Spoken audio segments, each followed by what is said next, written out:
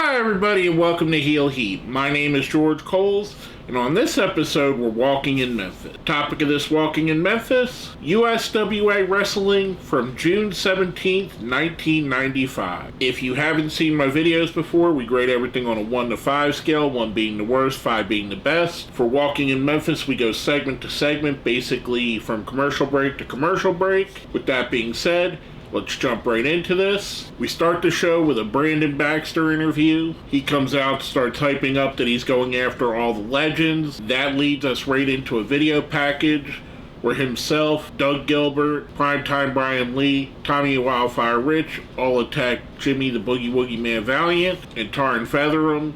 This is coming off of an event that was the Louisville Hall of Fame. After the video, we come back in studio. He introduces his stable, which is Doug Gilbert, Brian Lee, and his bodyguard Jimmy Harris. They're calling themselves the Legend Slayers. Some pretty good stuff so far. Good promos, good little video. We go right into a match for Doug Gilbert and Brickhouse Brown. Brickhouse picks up the win when Brian Lee gets involved and they start beating him down. That draws out Jerry Lawler and Bill Dundee to run the heels off. Overall, a good segment. It came in, showed you who the heels are, who they're going after, who the baby faces are, why they're dangerous. For all of that, I'm giving that a 4. I thought it was pretty good. Now, the next segment is started with a match with Jerry Lawler and Bill Dundee going up against Brett James and Aurelio Rodriguez. Lawler and Dundee make quick work out of Rodriguez and James, go over to the announce table to cut a promo themselves. They're talking about Baxter and his Legend Slayer squad. Ultimately, the Legend Slayers come out. We get a little bit of a back and forth. Great segment. Again, we're carrying over the main story of the show, the Legend Slayers versus Legends. At this point, Lawler and Dundee were among the Legends of Memphis already and still had a couple of years left in them, several for Lawler. Lawler, I think, still even wrestled this year, even coming off of a stroke. For that segment, I'm giving that a 5. Anytime you get Bill Dundee and Jerry Lawler promos in the same segment, you're doing good. That next segment starts with a Best of Louisville Battle Royal clip, which ultimately Brian Christopher picks up the win for. After the match, he gets attacked by Billy Jack Hayes. That brings us into an in-studio interview with Billy Jack Hayes. Billy Jack basically says he should have been in there, even though he never really wrestled in Louisville, so he shouldn't be considered a Best of Louisville. Classic heel type stuff here. The thing that brought this down a bit for me is Billy Jack is in full 80s scream at the camera mode, and he was never a great promo guy anyway. It just felt hokey in my opinion. That leads us right into a match with Billy Jack Hayes versus John Kelly. Billy Jack destroys him. Again, for the hokiness of the interview, the pretty much nothing match, I'm giving that a 3. After that, we come back to another video, this time for the Hall of Fame inductees. We get Eddie Gilbert, who's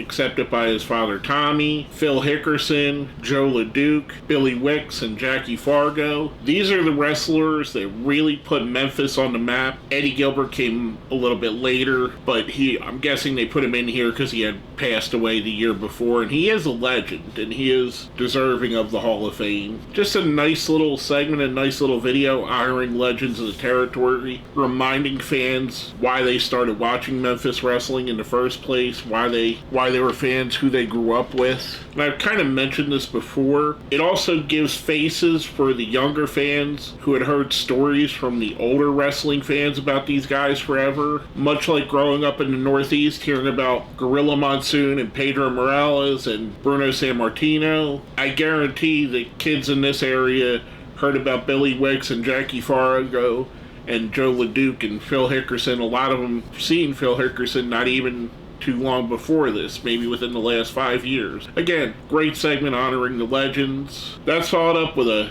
pretty hyped up promo with Brian Christopher. Christopher, of course, is talking about Billy Jack Hayes. Then we go to our final match of the show, PG-13 versus the Gambler, which if you watched WCW Saturday Night back in the day, it's the same Gambler that would be pretty much a jobber there. And his tag team partner, Gorgeous George III, who would go on to be the Maestro later in WCW. This was a really fun match. I enjoyed PG-13 so much, and I think they were so ahead of the curve that they weren't fully appreciated for how great they were in their time. PG-13 does pick up the win here. I'm giving that final segment a 4. I thought it was really good. Overall, I thought this was a really good show. You had great matches, a good storyline to start off the show, good storyline towards the end with Billy Jack Haynes and Brian Christopher, legends interspersed during the show. I thought this was a really good show. Overall, I'm going to give it a 4. Like I said, I thought it was really good, really entertaining.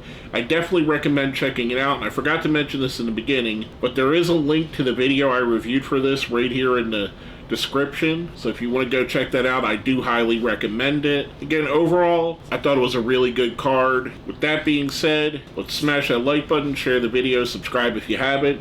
If you see that button that says join, that's how you become a member. And if you made it all the way to the end, let me know who your favorite of the Hall of Famers they put in at that night were, whether it be Eddie Gilbert, Phil Hickerson, Joe LeDuc, Billy Wicks, or Jackie Fargo. Let me know which of those is your favorite.